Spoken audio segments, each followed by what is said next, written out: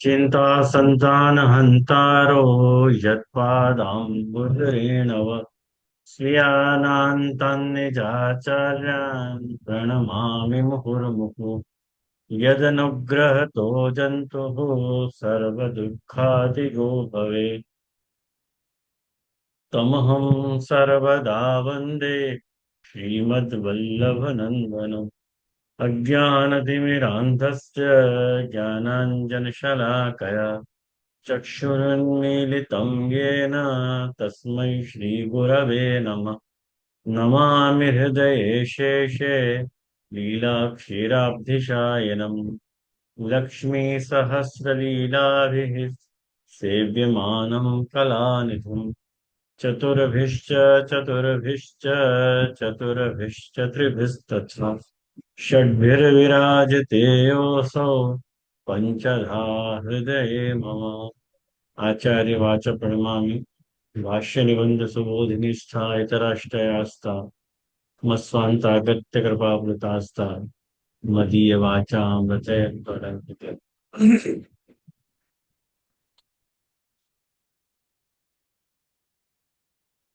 આજે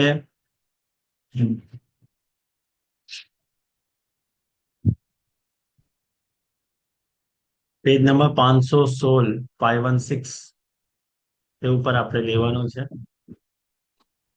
ગઈ વખતે આપણે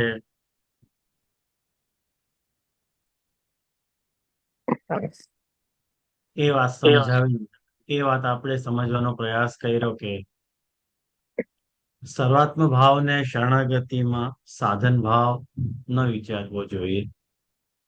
આ વાત સુધી ગઈ વખતે થયું હતું અને ઘણા બધા વિષયોની છણાવટ જે છે મેં કરેલી ગઈ ક્લાસમાં. આપણી ગઈ ક્લાસ બહુ ઇમ્પોર્ટન્ટ હતી. આજે પણ આપણે જે વિષય ચાલવાનો છે બહુ જ ઇમ્પોર્ટન્ટ છે, કારણ કે આવી બધી વાતો જે છે વારંવાર થતી નથી. કારણ કે આપણે સંપ્રદાયના શરણાગતિનો જે સાધન વ્યવસ્થા છે એ સાધન વ્યવસ્થા કઈ પ્રકારની મહાપ્રભુએ ગોઠવેલી છે એનો પરિચય આપણે અહીંયા જાણવા મળશે. એટલે કોઈક વાત ન સમજાય તો પૂછીને સ્પષ્ટ કરી લેજો, એટલી વિનંતી. આજે આપણે જે વિષય જોવાના છીએ એ મરકટ શાવક ન્યાય અને માર્જારી શાવક ન્યાય, આ બે ન્યાયને આપણે જોવાના છીએ. જે લોકોને વિષયની સંગતિ ન બેસતી હોય કે અત્યાર સુધી અહીંયા ઓચિંતો આ વિષય અહીંયાથી ક્યાંથી સ્ટાર્ટ થઈ ગયો, એ લોકોને પૂરું ક્લાસની જે રેકોર્ડિંગ છે એ સાંભળવા વિનંતી. અને મેં આ વાતની ચોખવટ કરી હતી કે આ ક્લાસમાં ગઈ ક્લાસનું સાંભળીને આવશો તો વધારે સહેલું પડશે, નહીં તો થોડુંક સમજવામાં તકલીફ પડશે ખરી. કઈ વાંધો નહીં, જે તકલીફ પડે એ મારી સાથે શેર કરો, કારણ કે વિષયો એવા છે, આ બધા વિષયો એવા છે કે જેની સમજ પુષ્ટિજીવને મોટે ભાગે આપવામાં નથી આવતી. આ બધા એવા વિષયો છે બધા કે જેની ચર્ચા આમ રૂપથી એટલે જનરલી થતી નથી. આપણે ચર્ચા સેવાની થાય, કથાની થાય, સેવા પ્રકારની થાય, પાઠ કરવા બાબત થાય, બધી આવી બધી ચર્ચાઓ કોઈ દિવસ મેં તો જોઈ નથી અને સાંભળી નથી. એટલે બહુ ઇમ્પોર્ટન્ટ ચર્ચાઓ છે બધી કે આપણે ત્યાં શરણાગતિનું શું વ્યવસ્થિત સ્વરૂપ છે. तो रामानुज संप्रदाय के अनुसार उपाय अनुष्ठान के प्रयत्न सो आरब्ध किंवा साध्य धर्माश्रय शरणागति को मरकट नाव शावक न्याय की शरणागति कहत. મળ્યું તમને 516 ઉપર પહેલી જ લાઈન મળી ને? ઓકે. તો જો સૌથી પહેલા આમાં બે ચાર જે શબ્દો આવેલા છે એની આપણે ચોખવટ પાડી લઈએ. એક તો ઉપાય અનુષ્ઠાન અને સાધ્ય ધર્માશ્રય રૂપા શરણાગતિ. આ છે શું એકચ્યુઅલી? આમ તો હું સમજાવી ચૂક્યો છું, છતાંય થોડુંક આવર્તન કરીને સમજશો તો વસ્તુ સહેલી પડશે. ઉપાય અનુષ્ઠાન. ઉપાય અનુષ્ઠાન એટલે તમારે પોતે પ્રયાસ કરવો. ઉપાય એટલે કોઈ તમારે ઉપાયનો અનુષ્ઠાન કરવો, તમારે પોતે કોઈ ઉપાય ગોતવો, એને ઉપાય અનુષ્ઠાન કહેવામાં આવે. ઉપાય અનુષ્ઠાન એટલે સાધક પોતે, જીવ પોતે પોતાને શરણાગતિ સિદ્ધ થાય એ માટે ઉપાયનો અનુષ્ઠાન પ્રારંભ કરતો હોય તો એ શરણાગતિ જે છે ઉપાય અનુષ્ઠાન ના પ્રયત્નથી આરંભ થતી શરણાગતિ છે. એ પોતે ઉપાય ગોઠવતો હોય કે મારે આ કરી લેવું છે, એટલે એને ધર્માશ્રય રૂપા શરણાગતિ કહેવામાં આવે છે. એટલે ઠાકોરજીનો આશ્રય ન કરીને ઠાકોરજીને પ્રાપ્ત કરવાના જે કંઈ પણ સાધનો બતાવવામાં આવ્યા છે એ સાધનો ઉપર વધારે ભાર મૂકીને પ્રભુની શરણાગતિ કરવામાં આવે તો એ ધર્માશ્રય રૂપા શરણાગતિ કહેવાય છે. બધાને ખબર પડી? અગર ખબર પડી તો કોઈ એક જણો રિપીટ કરે શું મેં કહ્યું. કોણ રિપીટ કરશે? રેખાબેન, ચલો. જે દંડવત પ્રણામ. અનુષ્ઠાન ઉપાય અનુષ્ઠાન એટલે કે જીવે પોતે પ્રયત્ન કરવા, ઉપાય કરવા પ્રભુ પ્રાપ્તિ માટે. સાધકે પોતે પ્રયત્ન કરવાનો એમ. ધર્માશ્રય પ્રાપ્ત કરવા માટે ધર્માશ્રય રૂપા શરણાગતિ. એને ધર્માશ્રય એટલે હે ધર્માશ્રય ધર્માશ્રય એટલે શું? એટલે ધર્મની પ્રાપ્તિ કરવી, ધર્મનો આશ્રય લઈને ધર્મની પ્રાપ્તિ કરવી, પ્રભુની પ્રાપ્તિ કરવી. ખોટું. મેઘાબેન, ધર્માશ્રય એટલે શું? મેં હમણાં જ સમજાયું. અહીંયા પોતે આપે એવું સમજાયું, જે દંડવત પ્રણામ, કે ધર્માશ્રય ફલરૂપા શરણાગતિ પ્રાપ્ત કરવા પોતે જીવે પોતે પોતાની શરણાગતિ માટે પ્રયત્નપૂર્વક સાધન કરવું, એ ધર્માશ્રય રૂપા. જે કંઈ પણ સાધનો શાસ્ત્રમાં બતાવવામાં આવ્યા છે એ સાધનનો આશ્રય કરવો એટલે એ તમે પ્રભુ ધર્મી છે અને પ્રભુને પ્રાપ્ત કરવાના જે કંઈ પણ સાધનો છે એ ધર્મ છે. તો તમે સાધનોનો આશ્રય કરી રહ્યા છો તો તમારો ધર્માશ્રય છે. અને જો પ્રભુનો આશ્રય ડાયરેક્ટ કરતા હો તો તમે ધર્મીનો આશ્રય છે. એટલે તમારે સિલેક્ટ કરવું પડશે કે તમે ધર્મીનો આશ્રય કરવા માંગો છો કે ધર્મનો આશ્રય કરવા માંગો છો. ખ્યાલમાં આવ્યું ને? મેઘાબેન, આ વખતે હું તમને છોડી રહ્યો છું, પણ એવું નહીં ચાલે, તમારે પાર્ટિસિપેટ કરવું જ પડશે ક્લાસમાં. કંઈક પ્રશ્નો પૂછવામાં આવે તો તમારે રિપ્લાય કરવાની, નહીં તો પછી ઘર બેઠા તમે સાંભળો, પછી ક્લાસ નહીં અટેન્ડ કરો. એટલે પાર્ટિસિપેટ તો કરવું જ પડશે. કાંઈ પણ તમને જે આવે તે એ વખત બોલવાની શરૂઆત કરશો તો પોતાની મેળે તમારો જુબાન ખુલી જશે. એવું ટ્રાય કરો, ગુપચુપ નહીં બેસવાનું. એના માટે જ મારા આ બધા પ્રયત્નો છે કે આજે વૈષ્ણવોને બોલવા દેવામાં આવતું નથી, એટલે વૈષ્ણવને કઈ ખબર નથી. વૈષ્ણવને એક વખત સિદ્ધાંત સમજાઈ જાય સરખી રીતે તો પછી એ લોકો સરખી રીતે ધર્મનું આચરણ કરીશું. ખ્યાલ આવ્યો ને? તો જ્યારે જીવ જે છે પોતે ઉપાયનું અનુષ્ઠાન કરીને અને પોતે ધર્માશ્રય રૂપા શરણાગતિ નભાવે છે ત્યારે ઈ જાતની જે શરણાગતિ છે ઈ શરણાગતિને મરકટ શાવક ન્યાયની શરણાગતિ કહેવામાં આવી રહ્યું છે. મરકટ શાવક એટલે શું? મરકટ એટલે વાંદરો, શાવક એટલે વાંદરાનો બચ્ચું. તો મરકટ શાવક એટલે જેવી રીતે તમે જોયું હશે કે વાંદરી જે છે એનો જે બચ્ચું હોય એ બચ્ચું જે છે પોતાની બાનો પેટ પકડી લે, પોતાના પુરુષાર્થથી પેટ પકડી લે. વાંદરી કઈ નથી કરતી. કરવું કોને પડે? પકડવું કોને પડે? એના બચ્ચુને પકડવું પડે, વાંદરીને. પોતાની બાને પકડીને રાખે અને જ્યારે એક શાખાથી બીજી શાખા ઉપર જ્યારે સંક્રમણ કરે વાંદરી, ત્યારે એને એ પડી ના જાય એની જવાબદારી કોને રાખવાની હોય? બચ્ચાને રાખવાની હોય. તો એ મરકટ શાવક ન્યાયની શરણાગતિ છે કે તમે પોતે પુરુષાર્થ કરી રહ્યા છો પ્રભુની પ્રાપ્તિ માટે. પ્રભુ કઈ નથી કરતા. તમે પોતાના પ્રયત્નથી, પોતાના પુરુષાર્થથી ધર્મીને પકડવા માંગી રહ્યા છો, તો એ ધર્માશ્રય રૂપ શરણાગતિ છે. તો હું આ કરું, હું મારી બુદ્ધિ બલથી, મારા પુરુષાર્થથી, મારી બુદ્ધિથી, મારા વિચારથી હું શું કરું કે હું પ્રભુને પ્રાપ્ત કરી શકું. તો તમને સાધનનો આશ્રય છે, ધર્મનો આશ્રય છે. ધર્મીનો આશ્રય અત્યારે તમે નથી લેતા, તો તમારી ધર્માશ્રય રૂપ શરણાગતિ છે, જે તમારે સિદ્ધ કરવાની બાકી છે.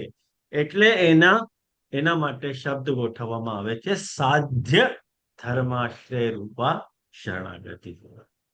જે તમારે સિદ્ધ કરવાની બાકી છે, સાધ્ય છે, સિદ્ધ થઈ નથી. ખ્યાલમાં આવ્યું? એ મરકટ શાવક ન્યાયની શરણાગતિ કહેવામાં આવે છે. ખ્યાલમાં આવ્યું? હવે ક્यों સો કહે તે, જો મરકટ શાવક એટલે બંદરનો જે બચ્ચું હોય એ પોતે પોતાના પ્રયત્નથી अपनी माता के उधर सो दृढ़ता पूर्वक चिपक ही रहा है, तो माता वो ताको जहां ऊंचाई के दूर ताई वो बालक कूदी न पामे तहां ताको कूदाई सकत है. એટલે જો બાળકની સામર્થ્ય ન હોય કૂદવાની, કારણ કે કૂદવાનો જે સ્વભાવ છે વાંદરાનો સહેજ સ્વભાવ છે, શાખા સંક્રમણ કરવું, તો પોતે સમર્થ ન હોય તો એ શું કરે કે પોતાની માતાનો પેટ પકડી લે અને એને ત્યાં કુદાવીને એ પાર કરાવી શકે છે. તો ताते मरकट शावक को स्वप्रयत्न करवे ते ही माता को दृढ़ आश्रय फलीभूत होवे. એટલે એને માતાનો આશ્રય કેવી રીતે પ્રાપ્ત થાય છે? પોતે પ્રયત્ન જ્યાં સુધી ન કરે ત્યાં સુધી એને માતાનો આશ્રય પ્રાપ્ત થતો નથી. ખ્યાલમાં આવ્યો ને? આ મરકટ શાવક ન્યાય છે. પ્રભુ કહે છે કે તમે મને પ્રાપ્ત કરવા માટે કોઈ પણ સાધન તમારે જે કરવું હોય તે તમારે કરવાનું, કરો તમે. તો એવી જાતની જે આપણે પ્રભુની પ્રાપ્તિ માટે કરવામાં આવતી જે શરણાગતિના સાધનો અને એ સાધન ઉપર અવલંબિત થઈને પ્રભુને પ્રાપ્ત કરવાનો પ્રયત્ન જ્યારે આપણે કરી રહ્યા છીએ, ત્યારે એ જે શરણાગતિ છે એ સાધ્ય ધર્માશ્રય રૂપા શરણાગતિ છે. મને લાગે છે મેં ક્લિયર કરી વાત મારી? બરોબર. હવે બીજી વાત, ઉપેय प्रयत्न अर्थात साक्षात प्रभु के प्रयत्न से सिद्ध वरदान की न्याय प्राप्त होती शरणागति को धर्माश्रय रूपा शरणागति. धर्माश्रय नहीं, धर्मी आश्रय. आ धर्माश्रय नहीं, धर्मी नो आश्रय. धर्मी ने आश्रय रूप शरणागति कोने कहेवामां आवे? જ્યારે કે ઉપેય પોતે ઉદ્ધાર કરવાનો વીડો ઉપાડે, ઉપેય પોતે વિચારે કે મને આ જીવને શરણાગત લેવો છે, મને આ જીવનો ઉદ્ધાર કરવો છે, આને મારી શરણે લેવો છે. તો साक्षात प्रभु के प्रयत्न से सिद्ध वरदान की न्याय प्राप्त होती शरणागति. ખ્યાલમાં આવ્યો ને? તો એ કેવી રીતે થશે કે જ્યારે આપણે, ધારો એક ઉદાહરણ આપણે લઈએ કે આપણે નદી પાર કરવાની હોય, નદીના આ છેટા આપણે ઊભા છીએ, પેલી પલ્લી પાર આપણે જવાનું છે, તો આપણી પાસે શું સાધન છે કે આપણે તરીને સામેની સાઈડ આપણે જઈ શકીએ. પણ એવું એ બની શકે કે ત્યાંથી કોઈ નાવ લઈને પોતે આપણને તેડવા આવી જાય. આપણે કરવાનું શું છે? એ નાવમાં બેસીને ત્યાં વયો જવાનું. આ કેવો પ્રયત્ન થયો? ઉપેય દ્વારા પ્રયત્ન થયો. ઉપેય પોતે પ્રયાસ કરે છે કે આ જીવનો હું શરણે લઉં. તો આવી જે શરણાગતિ છે એને માર્જારી શાવક ન્યાયની શરણાગતિ કહેવામાં આવે છે. માર્જારી ન્યાય, માર્જારી એટલે બિલાડી, બિલાડીને સંસ્કૃતમાં માર્જારી કહેવાય. અને બિલાડીનું જે બચ્ચું હોય એ અહીંયા બતાવવામાં આવી રહ્યું છે. સો કહે છે कि जो मार्जारी अपने निरीह शावक को अपने मुंह में दांतन सो दबाए के वे दांत गर्दन में गड़े हूं नहीं और वो एक छपरा से दूसरे छपरा पे कूदते समय अपनो बालक मुंह में ते गिरहू ना पड़े ऐसी सावधानी पकड़ रखा है. હવે બિલાડી શું કરે છે કે એ જે માર્જારીનો જે શાવક છે એનો જે બચ્ચું છે એ કઈ નથી કરતો. કરી કોણ રહ્યું છે? માર્જારી કરી રહી છે. માર્જારી શું કરે? બાળકને પોતાના દાંતથી પકડી લે અને એવી રીતનું દાંતથી પકડે કે એના દાંત એના શરીરમાં ચોભાય નહીં, એને એટલે તકલીફ ન થાય. તો એવી રીતથી, અને છલાંગ લગાડતી વખતે એ મોંમાંથી પડીએ ન જાય, મોઢામાંથી પડી પણ ન જાય એવી સાવધાની માર્જારી રાખતી હોય. આમાં એને કુદાવાનો કે એને પલ્લી પાર લઈ જવાનો આખો પ્રયાસ એ પોતે કરે છે, એટલે ધર્મી પોતે કરે છે. તો આ જાતની જે આપણે કોના ઉપર આશ્રિત છીએ? માર્જારીનું બચ્ચું કોના ઉપર આશ્રિત છે? બિલાડીઓ. બિલાડી ઉપર. અને મરકટનો બચ્ચું કોના ઉપર આશ્રિત છે? પોતાના પુરુષાર્થ ઉપર. બરોબર ને? તો જે પોતાના પુરુષાર્થ ઉપર આશ્રિત છે એ ધર્માશ્રય છે, અને જે માર્જારી ઉપર જે આશ્રિત છે એ ધર્મ્યાશ્રય છે. ધર્મીનો આશ્રય અને ધર્મનો આશ્રય. ધર્મના આશ્રય ઉપર જે શરણાગતિ છે એ સાધ્ય ધર્માશ્રય શરણાગતિ છે, અને ધર્મીના આશ્રય રૂપા જે શરણાગતિ છે એ વરદાનની માફક છે, કે એને કઈ નથી કરવું પડતું. માર્જારી પોતે પુરુષાર્થ કરે છે એને બચાવવાનો. ખ્યાલમાં આવ્યું તમને? तो तैसे ही कबू परमेश्वर दुष्ट दीन जीव को निज कृपा से अपनी तरफ खेच लेते. ઠાકોરજી શું કરે છે? કોઈ એવો દીન હોય, કોઈ એવો જીવ હોય, દુષ્ટ પણ હોઈ શકે, ઠાકોરજીની ઈચ્છાની વાત છે, પોતે જ્યારે વિચાર કરે એને શરણાગત લેવાનો તો પ્રભુ પોતે પુરુષાર્થ કરીને એનો ઉદ્ધાર કરે છે. કે યા તરે કે પ્રભેદ अपने संप्रदाय में હું માની. આ જે માર્જારી શાવક ન્યાય અને મરકટ શાવક ન્યાયની જે શરણાગતિનો સિદ્ધાંત છે એ આપણા માર્ગનો સિદ્ધાંત નથી, રામાનુજ સંપ્રદાયના આ સિદ્ધાંતો છે, જેને આપણે પણ માન્યતા આપેલી છે, આપણે પણ માનીએ છીએ. અને આપણે કેવી રીતે માનીએ છીએ એ તમે અત્યારે અહીંયા જોઈ લો.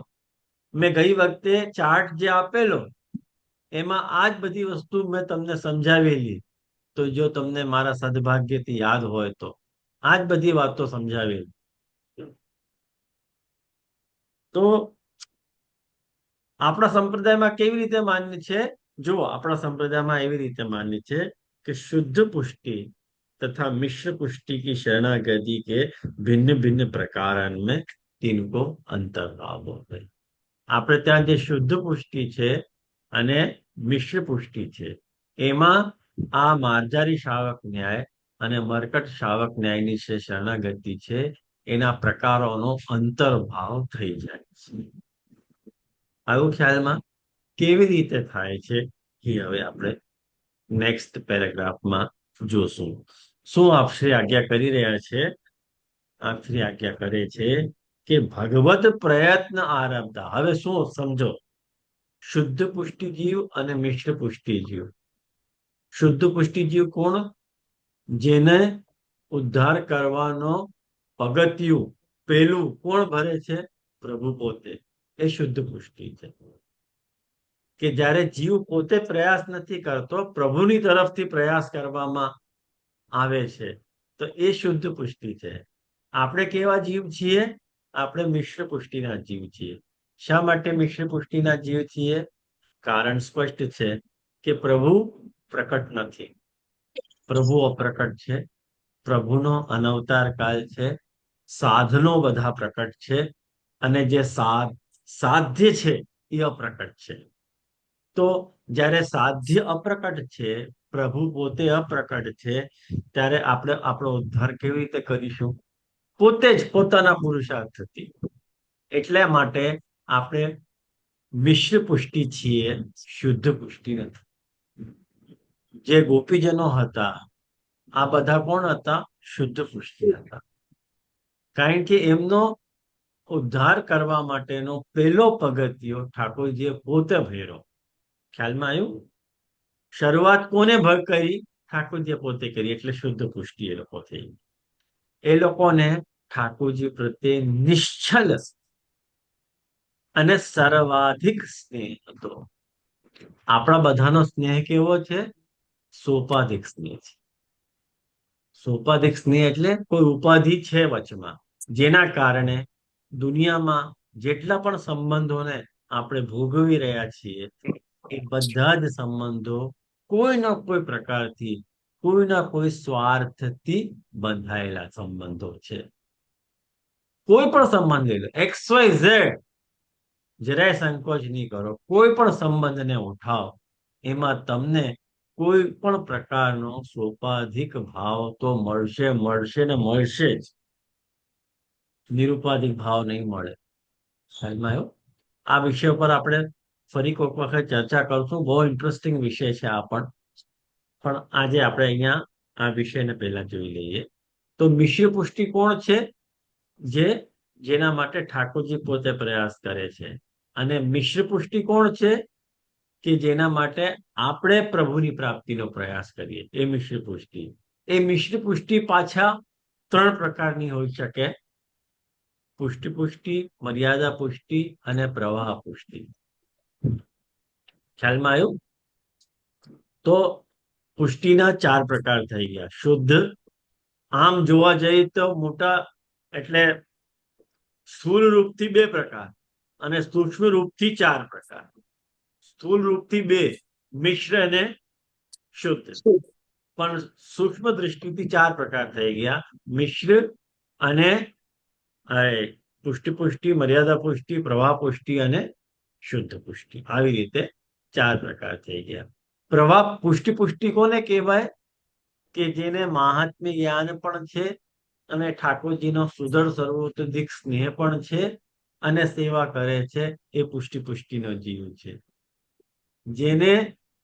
જે સેવા કરે છે, પણ સેવામાં આટલો સ્નેહ નથી, પણ જ્ઞાન છે, તો એ મર્યાદા પુષ્ટિ છે. અને જેને જ્ઞાન પણ નથી, સેવા કરે છે, પણ સ્નેહ પણ નથી, પણ ક્રિયા રૂપે સેવા જે કરતો હોય, એ પ્રવાહ પુષ્ટિ છે. તો આપણે પોતાની જાતને નિર્ધારિત કરી, આપણે કઈ કેટેગરીમાં આવી રહ્યા છીએ, આપણે પોતે જ ડિસાઈડ કરી લેવાનો. એ કહેવાની વાત નથી. પોતે પોતપોતાની વ્યવસ્થાનો વિચાર કરી લો કે આપણે ક્યાં ઉભા છીએ અત્યારે. ખ્યાલમાં આવ્યું ને? તો આવી રીતના 4 પ્રકારો છે. એવી રીતે જેવી રીતે પુષ્ટિના 4 પ્રકારો છે, એવી રીતે મર્યાદાના 4 પ્રકારો છે, એવી રીતે પ્રવાહના પણ 4 પ્રકાર છે. તો 4 થી 12 પ્રકાર થઈ ગયા. એટલે શુદ્ધ મર્યાદા, મર્યાદા, પુષ્ટિ મર્યાદા અને પ્રવાહ મર્યાદા.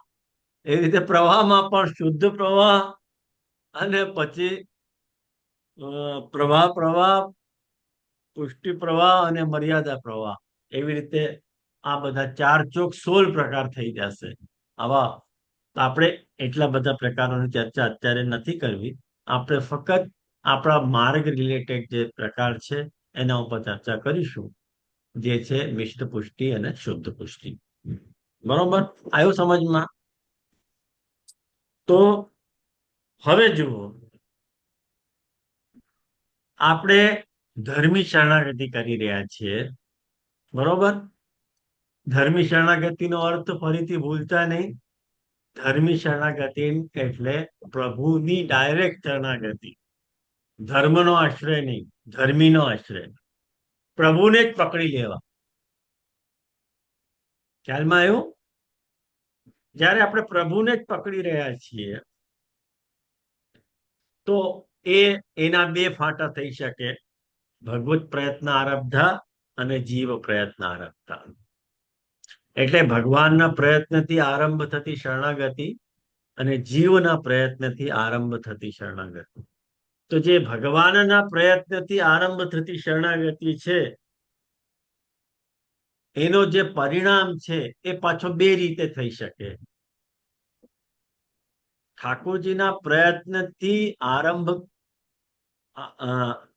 ઠાકોરજીના પ્રયત્નથી શરૂ થતી જે શરણાગતિ છે એ પાછી મુક્તિમાં જો પરિવર્તિત થતી હોય તો એ મર્યાદા રૂપા કહેવામાં આવશે. અને જો ભક્તિમાં પરિવર્તિત થતી હોય તો એ શુદ્ધ પુષ્ટિ રૂપા છે. જેનું ઉદાહરણ તમારે જોવું હોય તો વ્રજ ભક્તો એનું ઉદાહરણ. ખ્યાલમાં આવ્યું? આવી રીતે જો મેં ચાર્ટ બનાવેલું જો તમને દેખાતું હોય તો દેખાય છે?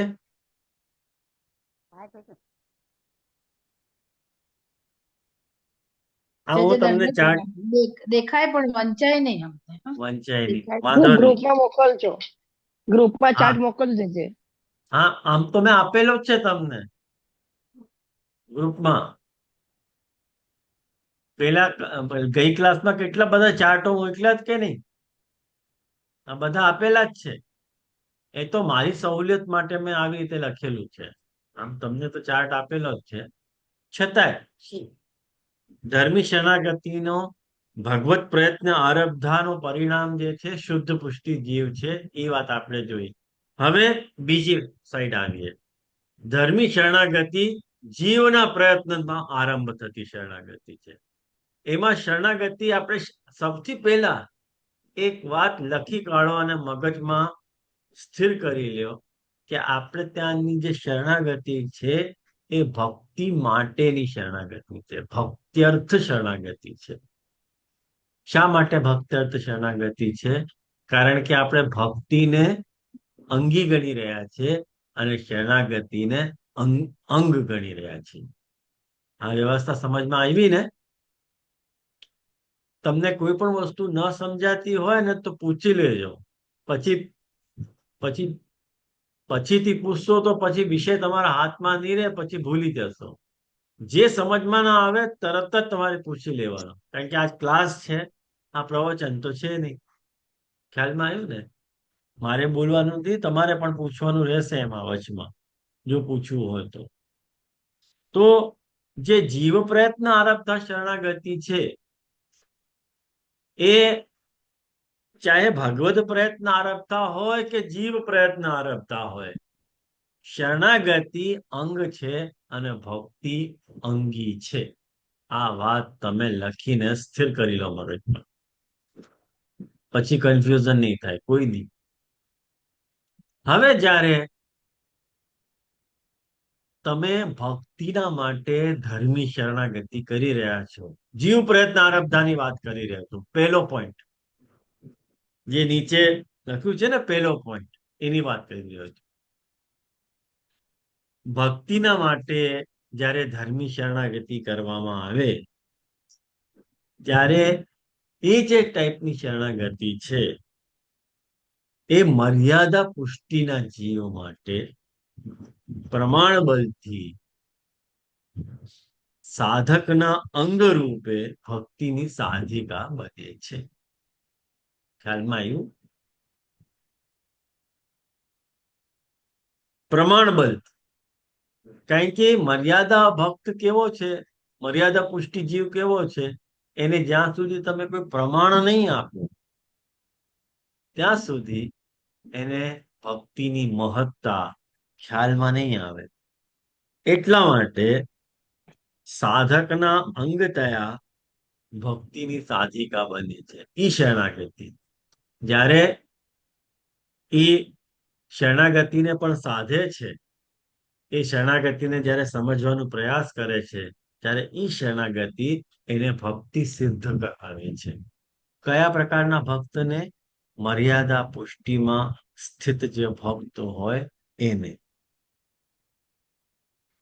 મેં તમને બતાવી દીધું મર્યાદા પુષ્ટિ કોણ છે, પ્રવાહ પુષ્ટિ કોણ છે, પુષ્ટિ કોણ છે, એ તમને શરૂઆતથી બતાવી દીધું. હવે જે પ્રવાહ પુષ્ટિનો જે જીવ છે એ શું કરે છે? એ જયારે ધર્મી શરણાગતિ કરે છે ત્યારે એના માટે શરણાગતિ ભક્તિની અંગભૂત હોય. એટલે ભક્તિ તો કરવી જ પડે, પણ સાથોસાથ એને શરણાગતિનું પણ નિર્વાહ કરવું પડશે. અને કેવી રીતે કરવું પડશે? કે જે ષડવિધ સાધન બલ આપ્યા છે, જે આપણે જોઈ લીધા અનુકૂળનો સંકલ્પ, પ્રતિકૂળનો વિસર્જન, કરશે એવો વિશ્વાસ, પ્રભુનો ભર્તા તરીકે વિવરણ, આત્મનિવેદન અને દીનતા. આ જે ષડવિધ સાધન બલ સમજાવ્યા, એ ષડવિધ સાધન બલ એ ભક્તિના કરણ સિદ્ધ થશે. કરણ સમજો છો ને? જેવી રીતે મારે કઈ લખવું હોય તો લખે મારો હાથ છે, પણ લખવામાં આ પેન કરણ છે, સાધન સાધન એટલે એ સાધન બને. સાધન. એવી રીતે એ શરણાગતિ ભક્તિને સિદ્ધ કરવા માટે કરણ બને છે. સિદ્ધ શું કરવું છે? ભક્તિ. પણ શરણાગતિ શું બને છે? કરણ. આયુ ધ્યાનમાં? સાધન દ્વારા. હા. એટલે ભક્તિભાવ નભાવવામાં એ શરણાગતિ સહાયભૂત હોય છે. જ્યારે એ વાતને સમજવાનો પ્રયાસ કરે, કારણ કે પોતે પ્રવાહ પુષ્ટિ છે, તો એને કોઈ જાતની ખબર નથી.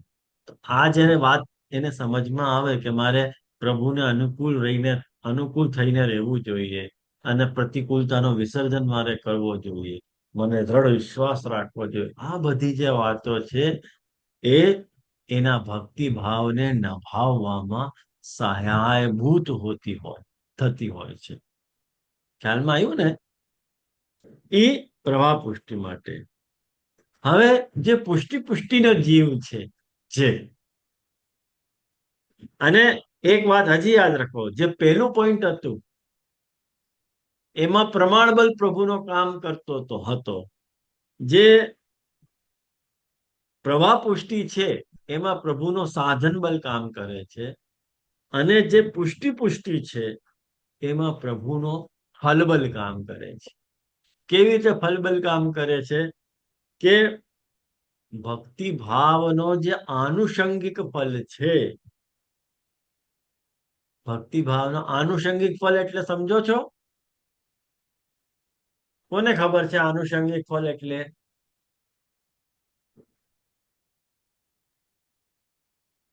ના જે નથી ખબર. નથી ખબર.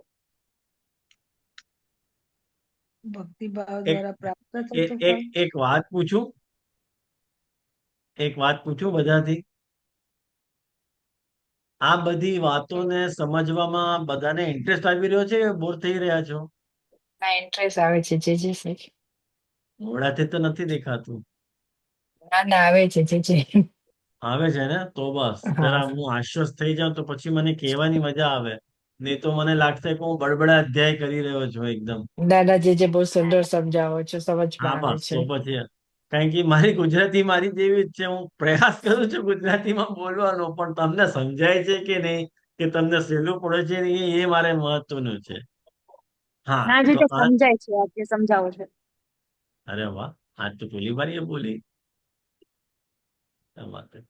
અચ્છા, આનુષંગિક ફલ. જુઓ, આનુષંગિક ફલ કોને કહેવાય? લખી કાઢો પુસ્તકમાં, નોટ લઈને બેઠા હો તો. જુઓ, સંસ્કૃતમાં એક કહાવત છે, ગ્રામમ ગચ્છન તૃણમ સ્પર્શન. ગ્રામમ ગચ્છન તૃણમ સ્પર્શન એટલે તમને તમારા ગામ જવું હોય, અને એ ગામ જવાના જો બે રસ્તા હોય, એક લેફ્ટમાં અને એક રાઈટમાં, તો તમને કોઈ કહેવાય કે આ ના લેફ્ટ રસ્તાથી તમે જે તમારી ડાબી તરફ જે રસ્તો છે એ તરફ તમે જાઓ. શા માટે? એમાં રસ્તામાં હરી હરી ઘાસ ઉગેલી છે, એના ઉપર તમે ચાલશો ને તો તમારા પગને થકાન નહીં લાગે. તો ગામ જવું તો મુખ્ય ફલ છે, પણ પગમાં હરી હરી ઘાસનો સ્પર્શ થવું એ આનુષંગિક ફળ છે. ખ્યાલમાં આવ્યું તમને? એ તમે માગ્યો નહોતો એ ફળ, પણ તમને મળી રહ્યો છે, એને આનુષંગિક ફળ કહેવામાં આવે છે. એવી જ રીતે ભક્તિ ભાવથી જ્યારે તમે સેવા કરી રહ્યા છો, તો જ્યારે તમને શરણાગતિનો ભાવ સિદ્ધ થાય છે, એ શરણાગતિનો ભાવ આનુષંગિક ભાવ છે. અને એ શરણાગતિમાં જ્યારે તમને આનુષંગિક ભાવ રૂપે, આનુષંગિક ફલ રૂપે જે તમને શરણાગતિ સિદ્ધ થાય છે, એ ભક્તિની ઉત્તમતાનો ષડવિધ લિંગ બને છે. જ્યારે ભક્તિ અને પ્લસ શરણાગતિ આવે ત્યારે તમારી ભક્તિ સર્વોત્તમ થઈ જાય. કારણ કે તમને મહાત્મ્ય જ્ઞાન તો હતો જ, તમને સ્નેહ પણ હતો જ, પણ શરણાગતિ લેકિંગ હતી. શરણાગતિ આટલી તમારી પરફેક્ટ નહોતી. અને જ્યારે તમે આ ષડવિધ લિંગનો વાપરશો, ષડવિધ લિંગોને સમજવાનો પ્રયાસ કરશો, તો તમારી શરણાગતિ, તમારી ભક્તિ જે છે ઉત્તમ બની જશે. એટલે એનો લિંગ બની જશે. લિંગ એટલે એની ઓળખાણ, એની પહેચાન. એ ભક્તિની તમારી પહેચાન બની જશે શરણાગતિ. એટલે એનો મતલબ શું? કે તમે શરણાગત છો તો તમે અનુકૂળનો સંકલ્પ તમે લીધો જ હશે, પ્રતિકૂળનો ત્યાગ તમે કર્યો જ હશે, પ્રભુનો ઉપર વિશ્વાસ તમારે હશે જ. તમે તમારા ભગવાનનું, પ્રભુનું ભરતા તરીકે વરણ કર્યો જ હશે, આત્મનિવેદન પણ કર્યો જ હશે, અને દીનતા પણ તમારામાં હશે જ. આ જે 6 વાતો છે એની લિંગ બની જશે. કોઈને ઓળખવું હોય કે આ વ્યક્તિ શરણાગત છે કે નહીં, તો તમે ઓળખી શકશો એના વાણીથી, એના વ્યવહારથી અને એના આંગિક ભાવોથી. તમે આકલન કરી શકો કે આ વ્યક્તિ શરણાગત છે. ઘણા બધા વ્યક્તિઓ આપણને મળે સંપ્રદાયમાં, પણ બધાને આશરે સિદ્ધ હોય છે કે નથી હોતો આપણને ખબર નથી પડતી. પણ કંઈક એવા આંગિક એક્સપ્રેશન હોય, એવા વાચિક એક્સપ્રેશન હોય, એનાથી તમને ખબર પડી જાય. તમને એની જોડે વાત કરો ને, તો તમે વાત કરતાની સાથે તમને આકલન એટલે આઈડિયા આવી જાય કે આ વ્યક્તિ કેવો છે. કમથી કમ મને તો આઈડિયા આવી જાય. હું કોઈ પણ વૈષ્ણવ જોડે વાત કરું તો શરણાગતિનો એનો બુખાર કેટલા પર્સન્ટેજમાં છે એ મને ખબર પડી જાય. એ મહાપ્રભુજી પ્રત્યે કેટલો ભાવ છે, ઠાકોરજી પ્રત્યે કેટલો ભાવ છે, સંપ્રદાય પ્રત્યે કેટલો ભાવ છે, સેવા પ્રત્યે કેટલો ભાવ છે, ગ્રંથ પ્રત્યે કેટલો ભાવ છે, કીર્તન પ્રત્યે કેટલો ભાવ છે, એ બધાનું આકલન મને આવી જાય. એની બ્લુ પ્રિન્ટ મારા મગજમાં પ્રિન્ટ થઈ જાય. પછી હું એના હિસાબે જ એની જોડે વાત, હું મારી વાત કરું છું, હું બધાની વાત નથી કરું. તો એ આપણે આકલન કરી શકીએ વ્યક્તિ કેવો છે. આ શરણાગતિના જે અંગો છે એ પુષ્ટિના જીવને ફલબલથી શરણાગતિનો એટલે તમારી ભક્તિનો જે છે, ભક્તિની ઉત્તમતાનો લિંગ બને, એટલે ઓળખાણ બને. જેવી રીતે કે પુષ્ટિ માર્ગીય હોય તો કંઠી તો હશે જ ને. પુષ્ટિ માર્ગીય હોય તો મહાપ્રભુજીનો ભાવ તો હશે જ ને.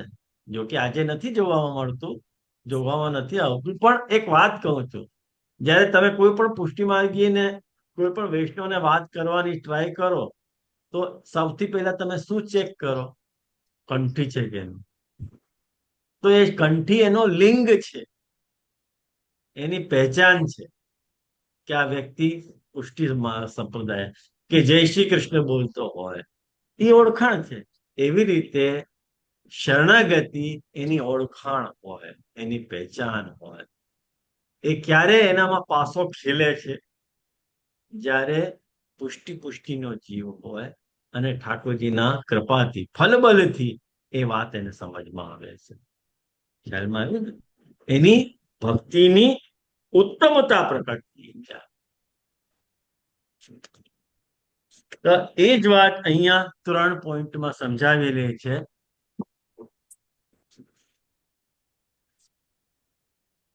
તો હવે પેજ નંબર 517 ઉપર આ 3 વાત મેં સમજાવી દીધું. મને મારા ખ્યાલથી તમને બધાને સમજમાં આવી હશે. કઈ પ્રોબ્લેમ છે? આવ્યું ધ્યાનમાં કે મુશ્કેલ પડે છે સમજવામાં? પંક્તિઓ આવે છે ને સમજમાં? ओके। जैसे पर्वत पे अग्नि प्रज्वलित है कि नहीं, तो तरेटी में ठाड़े पुरुष को दिखाई पड़त नहीं। तो हूँ वहां शिखर पे धूम उठत दिखतो होय, तो धूम अग्नि के तहा होवे को लिंग बनी जाए। ऐसे या पंचश्लोकी में कहे गए छयो उपाय, कहूं कबहु अंग तो अन्यत्र कारण, तो पुनः अन्यत्र लिंग हूँ बनते। मैं तमे 3 વાત સમજાવી કે કરણની, અંગની અને લિંગની. શરણાગતિ ક્યારે ભક્તિનો કરણ બને છે, ક્યારે ભક્તિનો અંગ બને છે અને ક્યારે ભક્તિનો લિંગ બને છે. એટલે લિંગ કેવી રીતે? કે જેવી રીતે પર્વત ઉપર અગ્નિ તમને દેખાતી હોય, પ્રજ્વલિત અગ્નિ દેખાતી હોય, પણ અગ્નિ છે કે નહીં પર્વતના શિખર ઉપર તો તમે જોઈ શકતા નથી. પણ ધારો કે શિખર ઉપર ધૂમ ઉઠતો હોય, ધુમાડો હોય, અને તમે ધુમાડાને જોઈને તમે આકલન કરી શકો કે નહીં, અનુમાન લગાડી શકો કે નહીં કે ત્યાં અગ્નિ હશે? ત્યારે જ તો ધુમાડો ત્યાં આવે છે પર્વત ઉપર. એવી જ રીતે એ ધુમાડો જે છે એ અગ્નિની ઓળખાણ છે કે અગ્નિ છે.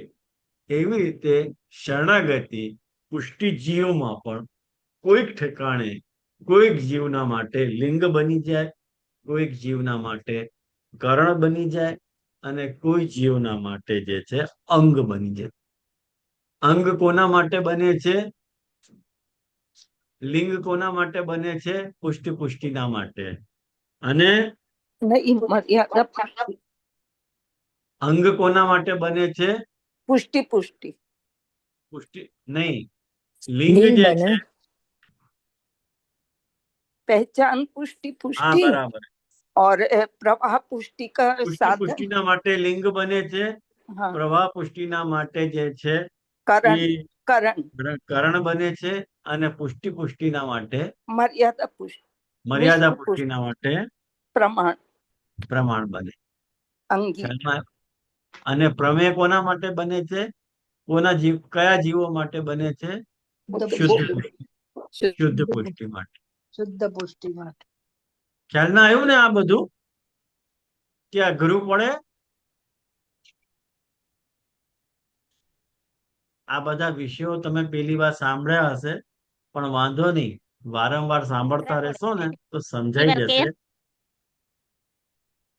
હા, શું ભાવનાબેન? એક વાર કયો ને જે આ લિંગ નું ને અંગ ને કરણ નું.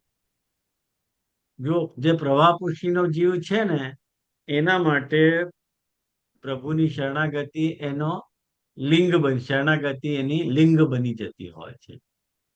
અને જે પ્રવાહ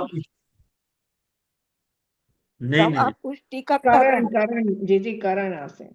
पुष्टि પ્રવાહની का માટે लिंग કરણ. હમ. પ્રવાહ પુષ્ટિના માટે એ લિંગ બની જતે હોય, અને પ્રવાહ પુષ્ટિના માટે એ ભક્તિનો કરણ બને છે, અને મર્યાદા પુષ્ટિના માટે ભક્તિનો અંગ બને છે. એમાં લખેલું જ છે.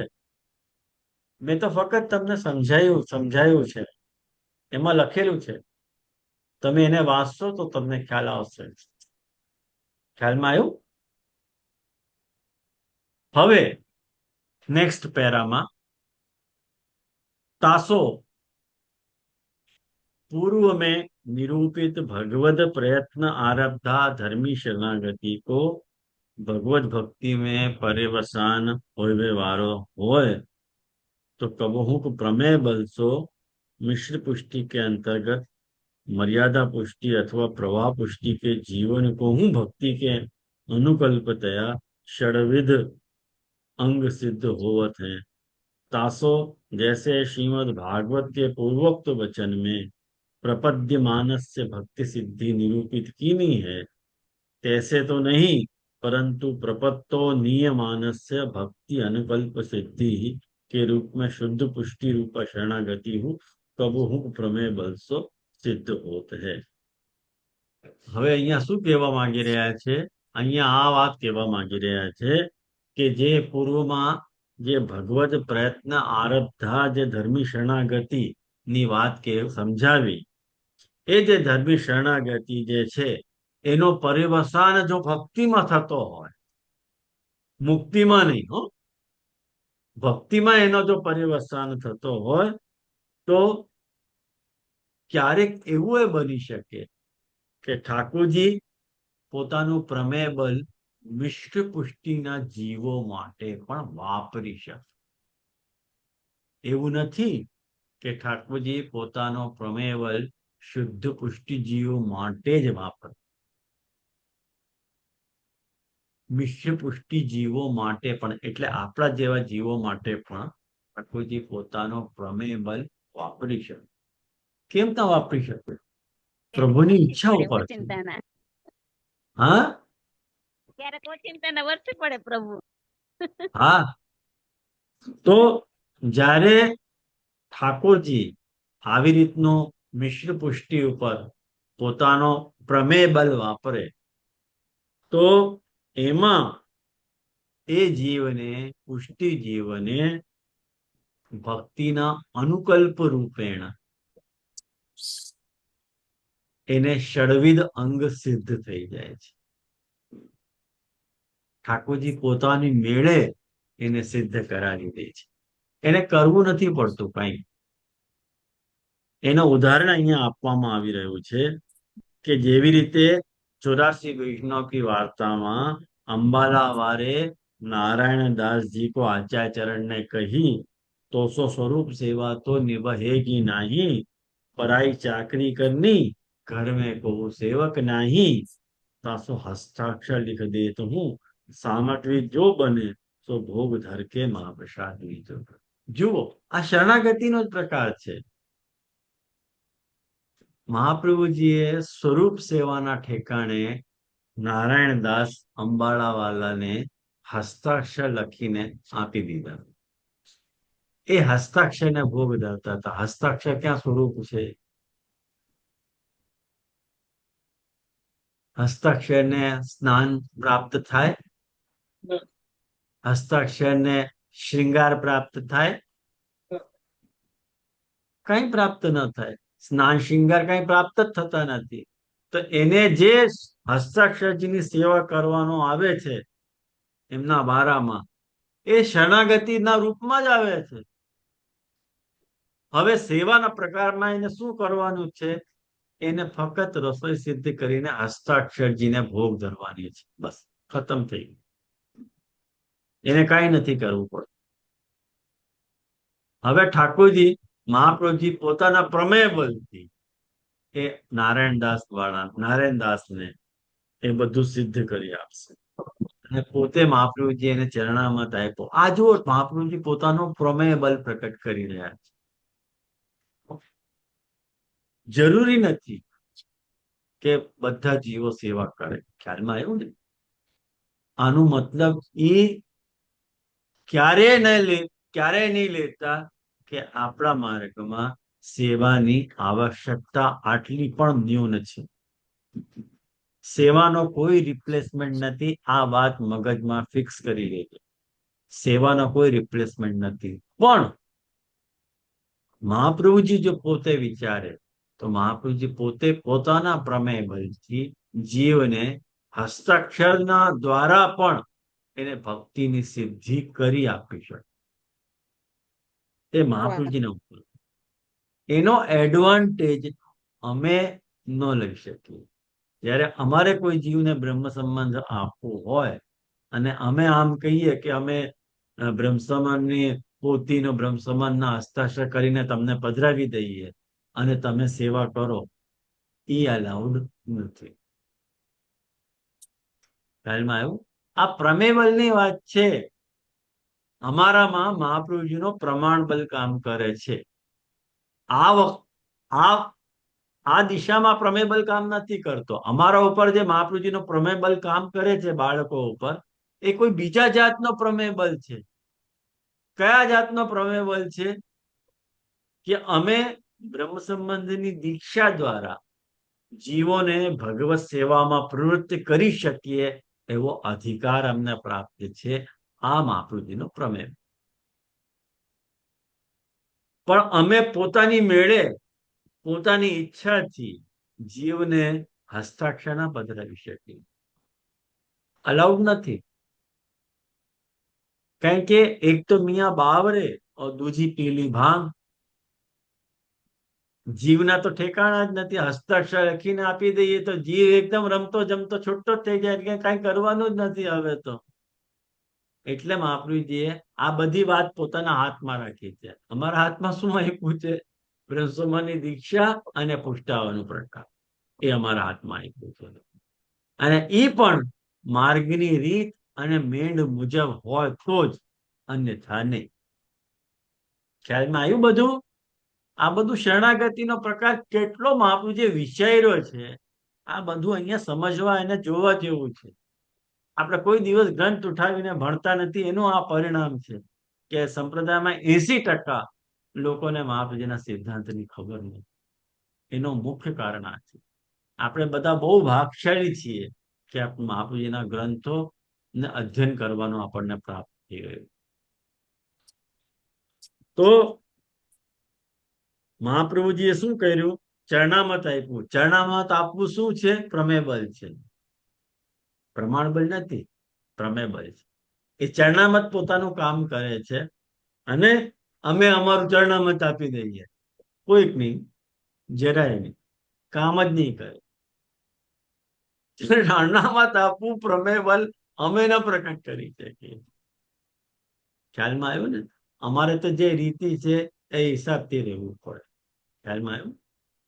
આટલું મહાપ્રભુજીએ આપ્યું એ ઓછી વાત છે? કોને અધિકાર મળે છે?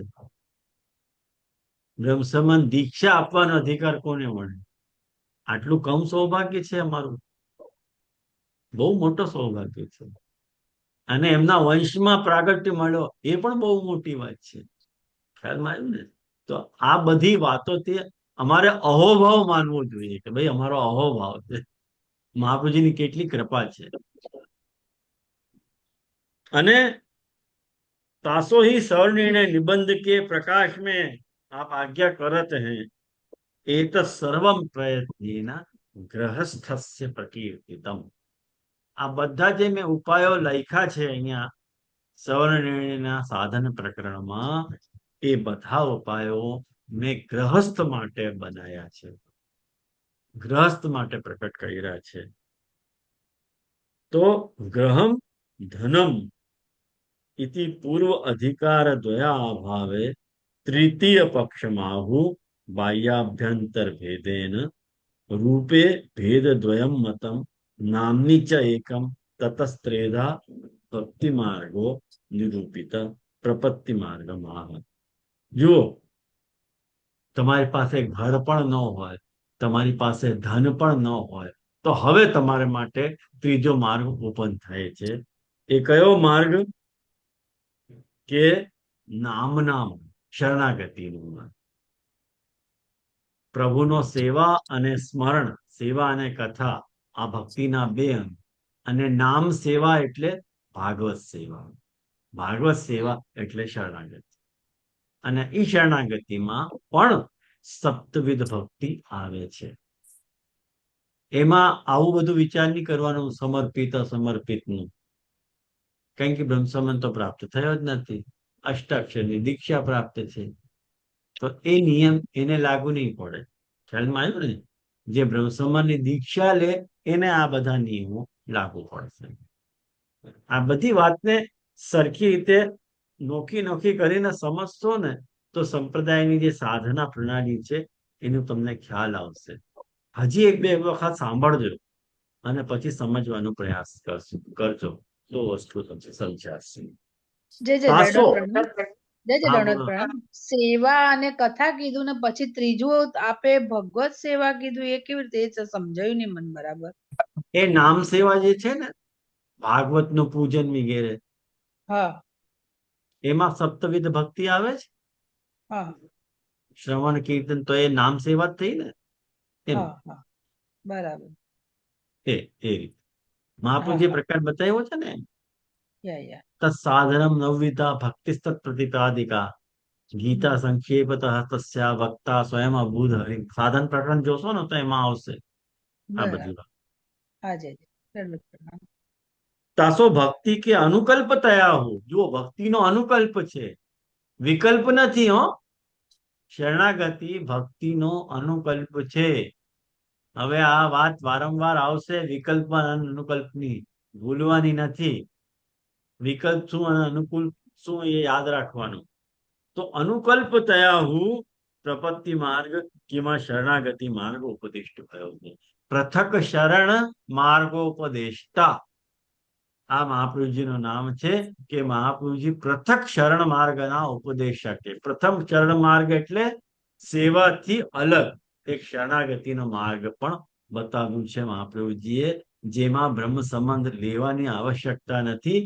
ફક્ત નામ દીક્ષા પણ લીધી હોય તો પણ એનો ઉદ્ધાર થઈ શકે છે.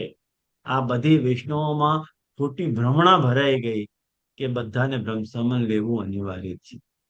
આ વાત અમે મહારાજો બાળકો કોઈ દિવસ વૈષ્ણવને કહેતા નથી. કારણ કે કહીએ તો પછી કોણ લેવા આવે બ્રહ્મ સંબંધ? કોઈ ના આવે તો ને. એ કઈ 500 ને બ્રહ્મ સંબંધ આપી દે છે. તો આપે જ ને.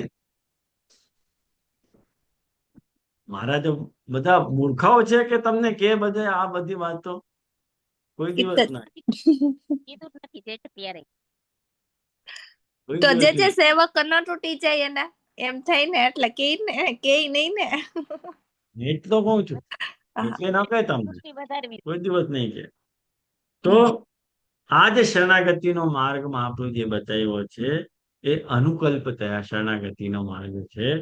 અને જીવ પ્રયત્નારબ્ધ હું હોઈ શકે ઓર ભગવત પ્રયત્નારબ્ધ હું, બંને રીતે થઈ શકે. ભગવાનના પ્રયત્નથી પણ થઈ શકે અને જીવના પ્રયત્નથી પણ થઈ શકે. प्रथम में प्रमाण और साधन के बल साधक बनत हैं और द्वितीय में प्रमेय बल और फल बल सिद्ध भय जाने. હવે નેક્સ્ટ ટાઈમ માટે એક પ્રશ્ન તમારી સામે હું મૂકું છું, જેનો જવાબ મારે દરેક વૈષ્ણવે અહીંયા જે ભાગ લઈ રહ્યા છે એને કમ્પલસરીલી પોતાની મેળે આપવાનું રહેશે. મને ઓડિયોમાં મોકલવાનું છે. એ પ્રશ્ન ઈ છે, ધ્યાનથી સાંભળશો શું પ્રશ્ન છે. અહીંયા અત્યારે જે વાત સમજાવવામાં આવી કે જે અનુકલ્પ થયા જે પ્રપત્તિ માર્ગ છે, ધ્યાનથી સમજજો, જે પ્રપત્તિ માર્ગ અનુકલ્પ થયા મહાપ્રભુજીએ ઉપદિષ્ટ કરેલો છે એ માર્ગ જીવ પ્રયત્ન દ્વારા પણ જીવ એટલે પોતાના પ્રયત્ન દ્વારા પણ આરંભ કરી શકે છે અને ભગવાનના પ્રયત્ન દ્વારા પણ એ આરંભ થઈ શકે છે. તો જીવના પ્રયત્ન દ્વારા કેવી રીતે આરંભ થઈ શકે અને ભગવાનના પ્રયત્ન દ્વારા કેવી રીતે આરંભ થઈ શકે, એ મારો પ્રશ્ન છે. મારો પ્રશ્ન તમને સમજમાં આવ્યો કે નહીં? જે પ્રશ્ન પાછો મારો રિપીટ કરો તો. પ્રશ્ન એ છે કે અહીંયા જો એક વાત બતાવવામાં આવી કે તાસો ભક્તિ કે અનુકલ્પ થયા પ્રપત્તિ માર્ગ કેવા શરણાગતિ માર્ગ ઉપદિષ્ટ ભયો. આ શરણાગતિ માર્ગ કેવી રીતે મહાપ્રભુજીએ ઉપદેશ કર્યો? ભક્તિના અનુકલ્પ થયા. તો અનુકલ્પમાં જ્યારે પ્રપત્તિ માર્ગ કાં તો શરણાગતિ માર્ગ આપણે ત્યાં ઉપદેશ થયો છે, તો પછી એમ કહેવામાં આવી રહ્યું છે કે એ શરણાગતિનો માર્ગ, શરણાગતિ ઉપર ચાલવા માટે એ જીવ પ્રયત્ન દ્વારા પણ એ શરણાગતિ માર્ગ ઉપર એ માર્ગ આરંભ થઈ શકે છે. અને એ માર્ગ જે છે ભગવાનની કૃપાથી પણ આરંભ થઈ શકે છે. જીવ પ્રયત્ન આરબ્ધ હોઈ શકે, અરુ ભગવત પ્રયત્ન આરબ્ધ હોઈ શકે. ને પ્રભુના તરફથી થતા પ્રયત્ન દ્વારા પણ જીવ પ્રપત્તિ માર્ગ ઉપર ચાલી શકે, અને તમે તમારા પ્રયત્ન દ્વારા પણ શરણાગતિના માર્ગ ઉપર ચાલી શકો છો. કેવી રીતે? હાઉ? આ પ્રશ્ન છે. ખ્યાલમાં આવ્યું? તો આજે અહીંયા રાખીએ.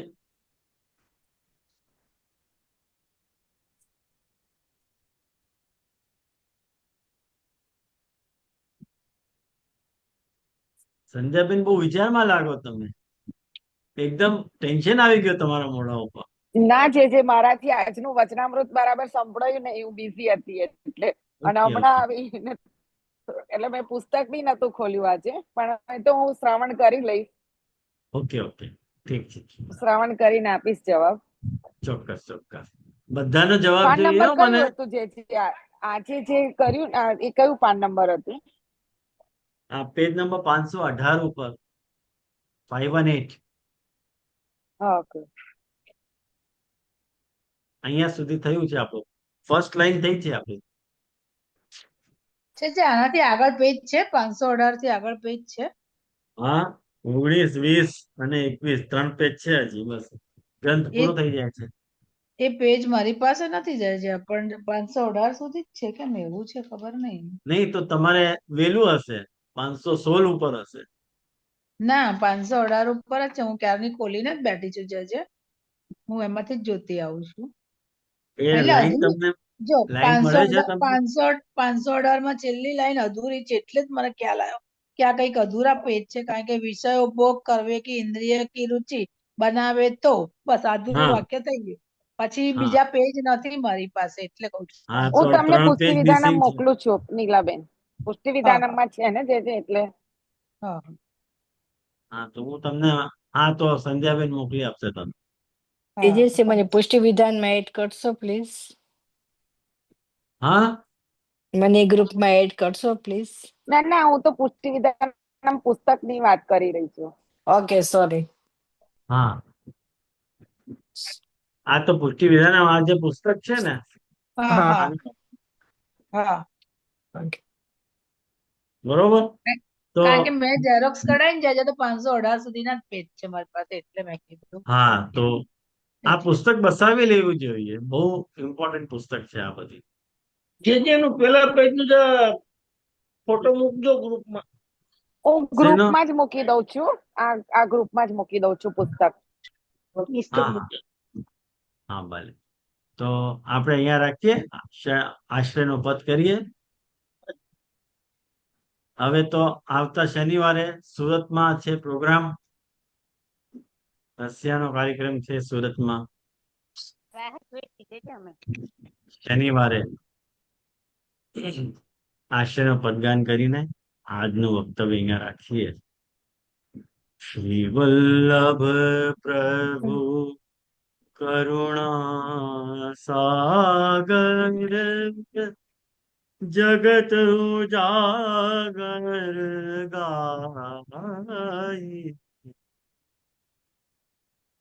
श्री वल्लभ के चरण कमल की बलि बलि बलि बलि जाइए. वल्लभ सृष्टि समाज संग मिल जीवन को फल पाइए. श्री वल्लभ गुण गा